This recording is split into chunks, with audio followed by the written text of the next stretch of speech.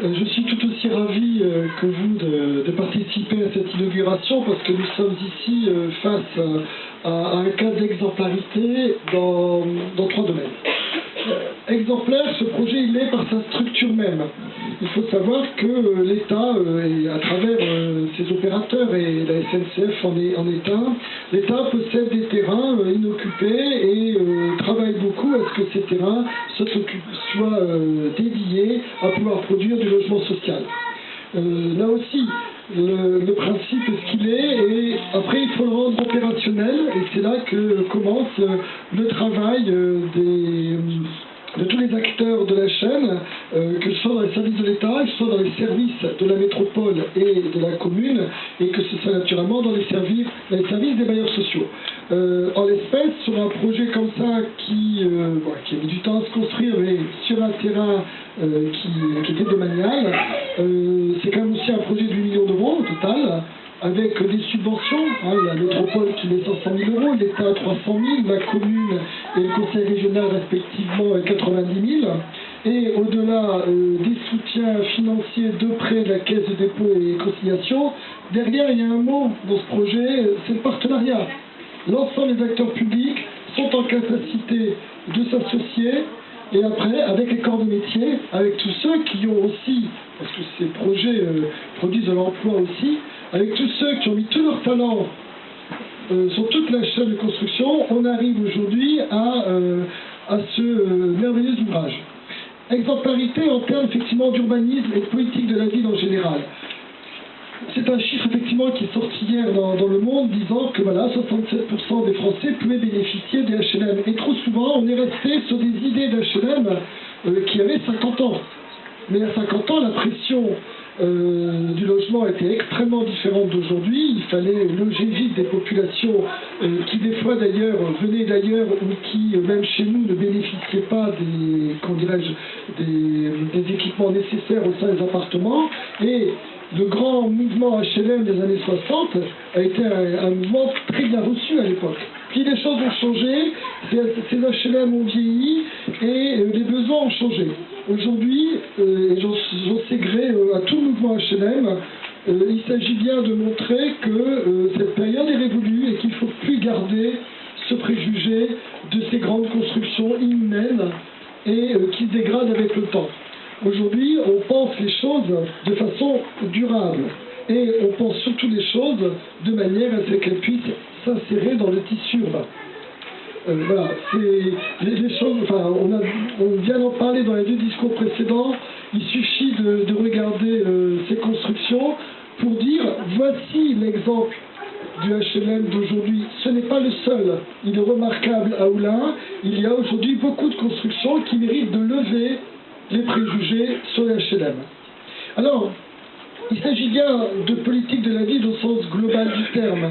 Depuis que j'ai la chance d'être arrivé sur le département du Rhône, ça fait 8 mois aujourd'hui d'ailleurs, moi je constate qu'en termes de politique de la ville, il y a une vraie dynamique collective qui existe parce que vous avez la chance d'habiter un département où les gens savent s'associer ensemble pour porter des projets collectivement.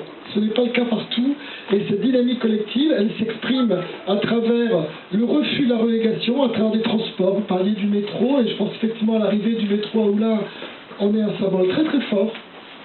Et globalement, il y a effectivement une stratégie qui s'est constituée avec l'ensemble des acteurs de la métropole pour qu'on puisse rééquilibrer la métropole, éviter que les logements sociaux ne se concentrent uniquement dans une partie de la métropole et qu'on puisse justement construire une métropole apaisée parce que équilibrée. Pour ça, il faut aussi lutter contre tous les préjugés et monsieur le maire, je sais votre engagement ainsi que celui de votre équipe municipale pour bien montrer à l'ensemble de la population d'Oulin que le HLM d'aujourd'hui n'est plus le spectre de l'habitat d'hier. Et au contraire, c'est l'occasion de construire. Alors la dernière exemplarité sur laquelle je vais mettre l'accent, c'est bien justement cette notion de respect. Respect de la nature et respect de l'environnement. C'est une préoccupation généralisée dans toutes les constructions neuves aujourd'hui, mais je pense qu'il est nécessaire de le rappeler. Aujourd'hui, on travaille pour durer. les HLM des années 60, on ne pensait pas les faire durer. On pensait qu'ils seraient là de façon provisoire. Aujourd'hui, on se dit non, on construit notre urbanité collective, on la construit de façon durable, respectueuse de l'environnement, respectueuse des populations, respectueuse des habitants. Et ce respect-là, c'est aussi une des valeurs de notre République.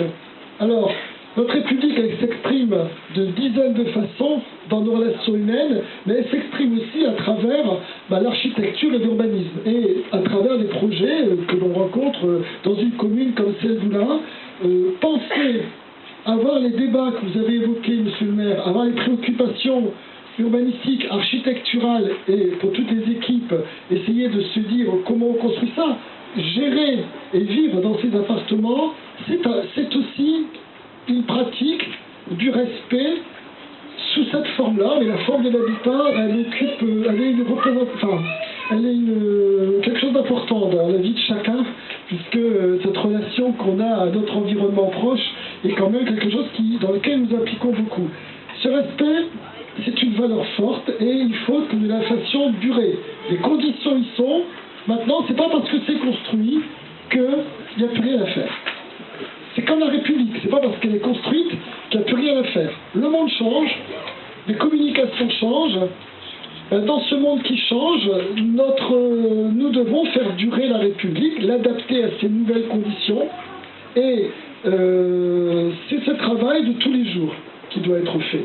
Et j'insiste là-dessus, de même que ces immeubles sont construits, il va maintenant falloir les faire durer. Monsieur le maire a beaucoup insisté là-dessus, mais ça c'est la responsabilité des habitants de ces logements, du bailleur social, dans ces relations. Cette construction commune, humaine, c'est aussi une aventure humaine qui est quand même très agréable et qui doit être porteur d'espoir dans un monde où on a parfois tendance à être pessimiste par posture. Alors, quittons la posture, il y a les actes, et ces actes, ne nous en contentons pas, faisons-les vivre. C'est un peu le message qu'il y a derrière ce projet, cette réalisation. Je tiens à en féliciter et en remercier l'ensemble des acteurs, et vous dire aussi tout le plaisir que j'ai d'être venu à Oulin pour justement cette inauguration. Je vous remercie.